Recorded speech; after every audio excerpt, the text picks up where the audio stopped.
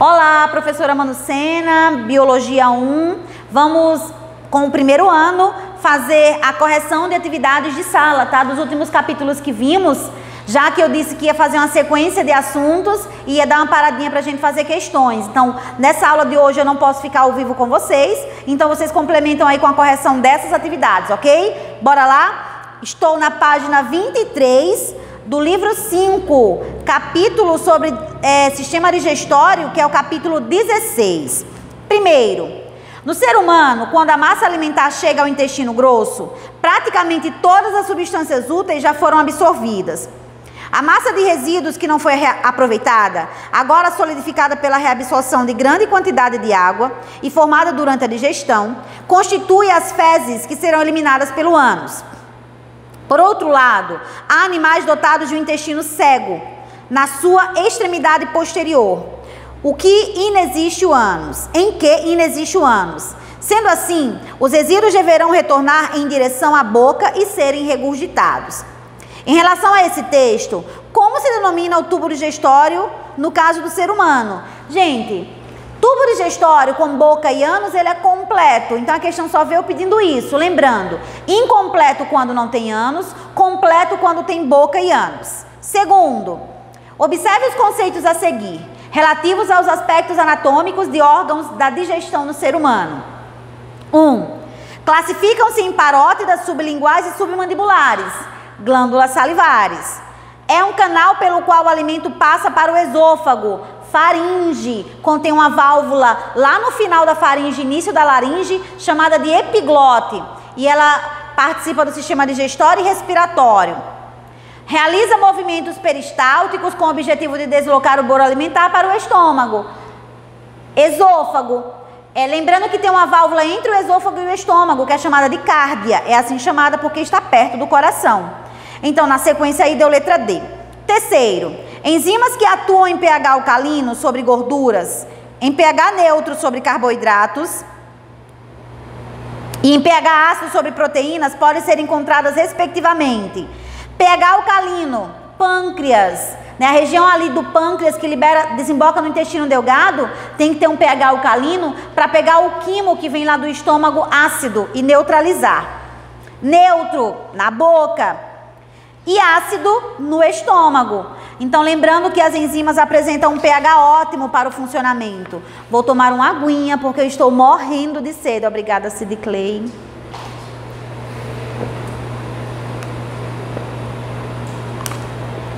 Não.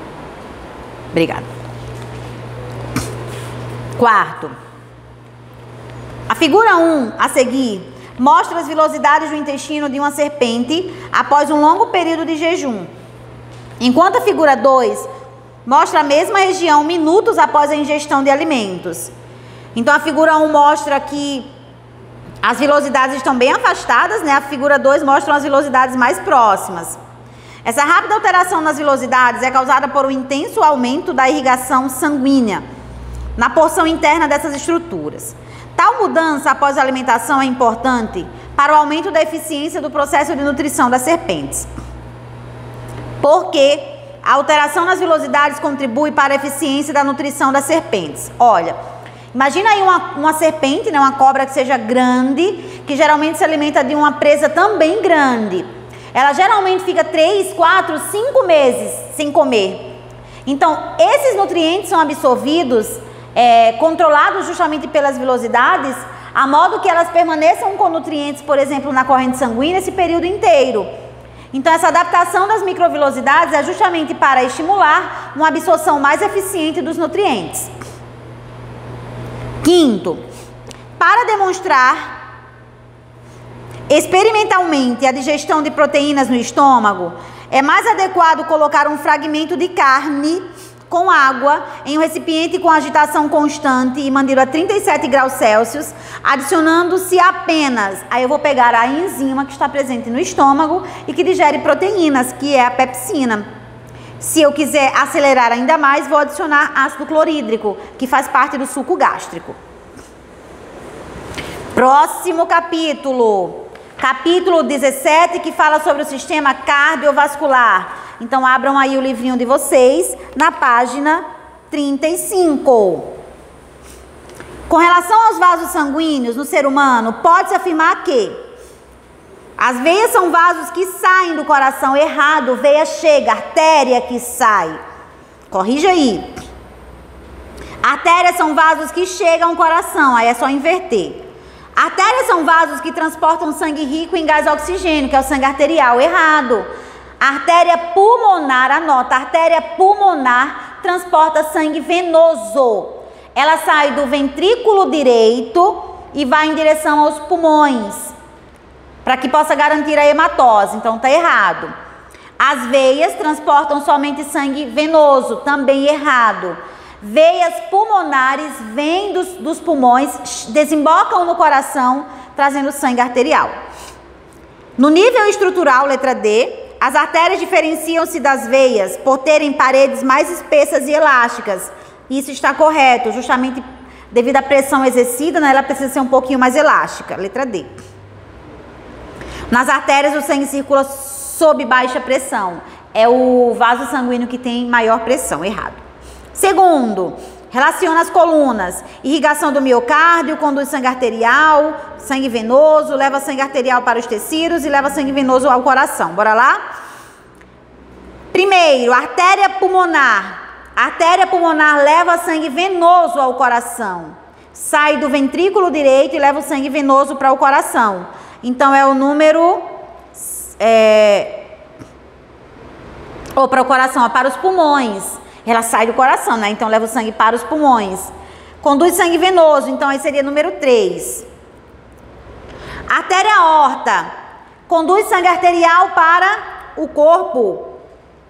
Conduz sangue arterial para os tecidos, para o corpo. Número 4. Veia cava. Veia cava, ela está trazendo sangue venoso para o coração. Então, sangue que vem pobre em oxigênio do corpo e chega ao coração. Veia cava. Então, nesse caso, leva sangue venoso ao coração. 5. Coronárias. As coronárias são responsáveis por irrigar o coração, né? Nutrientes e gases, só que para o tecido cardíaco, que é o miocárdio. Então, número 1. Veia pulmonar. Veia pulmonar sai dos pulmões com sangue arterial, trazendo sangue arterial para o coração. Número 2. Então, a sequência aí foi 3, 4, 5, 1 e 2. Letra C. Terceiro, o coração funciona como uma bomba. Nos humanos, o sangue com baixo teor de oxigênio é enviado aos pulmões. Por outro lado, o sangue oxigenado nos pulmões é mandado para vários setores do organismo. Assinala a alternativa correta. O sangue que sai do ventrículo esquerdo é enviado aos pulmões para oxigenação. Não é enviado ao corpo, para que esse sangue possa levar gases, ou melhor, oxigênio para os tecidos. O átrio direito recebe sangue das veias cavas. O átrio direito recebe sangue da veia cava e o envia para o organismo. Não, do átrio direito vai para o ventrículo direito e do ventrículo direito vai para os pulmões. Errado. As veias pulmonares levam o sangue oxigenado para o átrio esquerdo. O sangue vem do pulmão rico em gás oxigênio, chega ao coração pelo lado esquerdo pelas veias pulmonares. Tá correto. D. O ventrículo direito recebe o sangue oxigenado e o envia para o organismo. O ventrículo direito recebe sangue venoso, rico em gás carbônico. Errado. A aorta sai do ventrículo direito.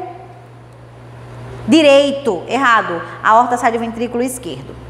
Quarto, analisa as seguintes afirmações e assinala a alternativa correta. Na grande circulação, o sangue que sai do coração é dito venoso.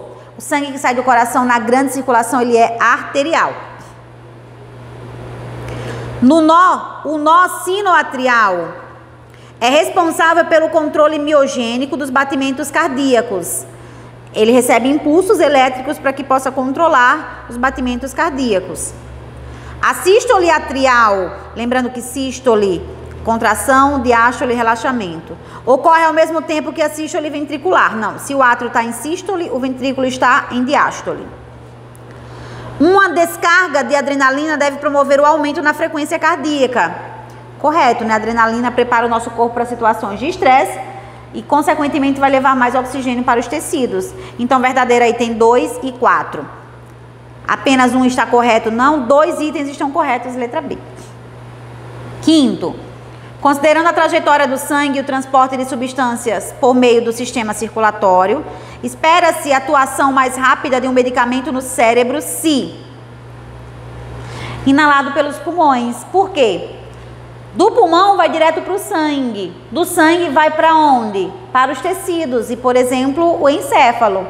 Então, por exemplo, quando é inalado, age mais rápido. Por isso que existe hoje uma anestesia, não é? Que é por meio de um gás. Então, o indivíduo inala o gás e automaticamente já apaga.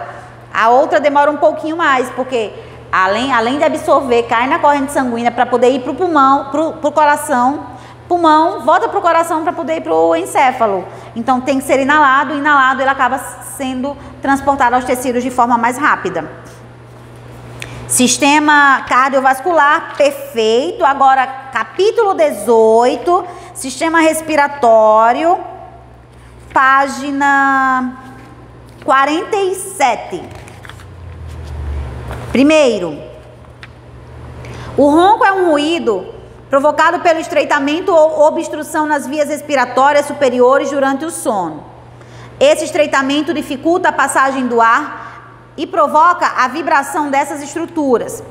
A sequência correta da passagem do ar pelo sistema respiratório a partir das cavidades nasais é, bora lá, fossas nasais, que já está no texto, faringe, laringe, traqueia, brônquios, bronquíolos, alvéolos pulmonares e lá o pulmão. Então, faringe, laringe, traqueia, brônquios, bronquíolos, alvéolos, letra B. Segundo, na expiração, estou colocando o ar para fora dos pulmões, então ocorre a diminuição da caixa torácica, o aumento da pressão interna comparando ao ambiente, relaxamento do diafragma e dos músculos intercostais. Contração do diafragma, não, relaxamento. Aumento do volume pulmonar, não, diminuição. Relaxamento da musculatura intercostal, correto, e também do diafragma. Redução da pressão intratorácica, diminui o volume, mas aumenta a pressão, errado. Eliminação do monóxido de carbono. Dióxido de carbono, a pegadinha, quase me pegava aqui. Terceiro, a tabela mostra a composição gasosa no ar inspirado e no ar expirado por uma pessoa. Inspirado, oxigênio tem cerca de 20%. Nitrogênio 79%, dióxido 0,03%. Expirado, mesma quantidade de nitrogênio, 14 de oxigênio e 5,6 de dióxido de carbono. Lembrando que esse CO2 todo aí veio lá do ciclo de Krebs, que dentro da mitocôndria foi produzido por meio da oxidação no piruvato, descarboxilação no piruvato. Com base na fisiologia humana, é correto afirmar que as porcentagens de gás nitrogênio inspirado e expirado são iguais, pois o consumo e a produção desse gás são equivalentes ao metabolismo celular. Nananina não. Nosso organismo não absorve gás nitrogênio. A hemoglobina só absorve oxigênio e gás carbônico. Se a gente quiser adquirir nitrogênio, é por meio da alimentação. Do ar, não. A maior parte do gás oxigênio inspirado é utilizada como fonte de energia no metabolismo respiratório mitocondrial.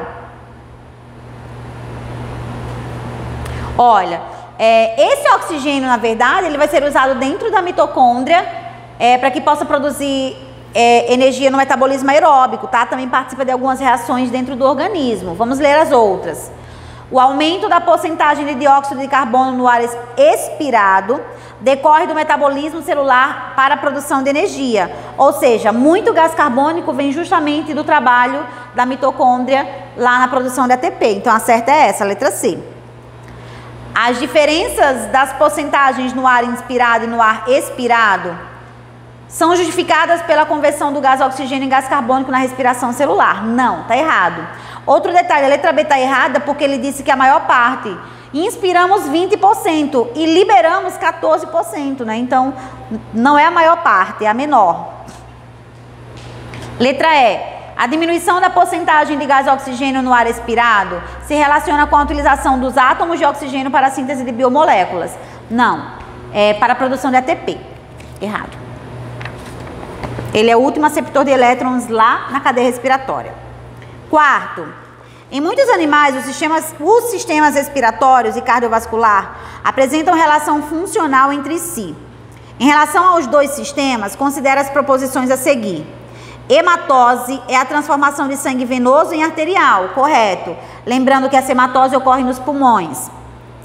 O sangue que chega aos pulmões é sangue arterial e rico em oxigênio. Não, o que chega lá é pobre em oxigênio, é venoso. E já chega lá para pegar o gás oxigênio. As veias pulmonares transportam sangue venoso dos pulmões ao coração. Veias pulmonares transportam sangue arterial do pulmão para o coração. Errado. As artérias pulmonares transportam sangue venoso até os pulmões. Correto. Então sai do ventrículo direito e vai até os pulmões para ocorrer a hematose. Correto aí só foi 1 e 4, não é? Letra E. Quinto, uma pessoa que vive em La Paz, uma pessoa que vive em uma cidade ao nível do mar pode ter dificuldade para respirar ao viajar para La Paz, na Bolívia, cerca de 3.600 metros de altitude. Qual o efeito da pressão parcial de oxigênio em La Paz sobre a difusão do oxigênio dos pulmões para o sangue, em comparação com o que ocorre ao nível do mar? Como o sistema de transporte de oxigênio para os tecidos responde a esse efeito após uma semana de aclimatação do viajante? Olha, em La Paz, devido à altitude, a pressão para a absorção de gás oxigênio acaba diminuindo, né? É rarefeito. Isso faz com que, por exemplo, as hemácias tenham dificuldade de absorver o gás. Consequentemente, nos primeiros dias, o indivíduo com certeza vai ter uma sensação de cansaço. Isso a gente observa bastante para atletas, né? Jogadores de futebol, quando vão, por exemplo, jogar em um país com altitude mais elevada, que eles têm que ter toda uma preparação, tem que ir antes, para que o organismo possa produzir mais hemácias e, consequentemente, ele possa ter uma oxigenação melhor dos tecidos. Caso contrário, né, pode acontecer até problemas, como até um infarto fulminante durante a atividade física, cansaço de forma mais antecipada, né, mais precoce e assim por diante. Provavelmente em alguns dias esse viajante já produziu mais hemácias e consequentemente vai conseguir ter um transporte de oxigênio mais eficiente. E se ele voltar para o seu país de origem? Se ele voltar para o país de origem, vai destruir essas hemácias que estão em excesso. Ele não vai precisar, então vai acabar destruindo. Quinta questão, ok. Sistema respiratório, ok. E vou para o último sistema agora, ó, que é o sistema urinário, tá? Que está gravado lá na Alternativa Play. Capítulo 19. Se eu não estou enganada, é o último capítulo do livro 5, oh, graças a Deus. Página 58. Abriram aí? Primeiro, algumas substâncias úteis ao organismo humano, como a glicose, são removidas do sangue pelos rins.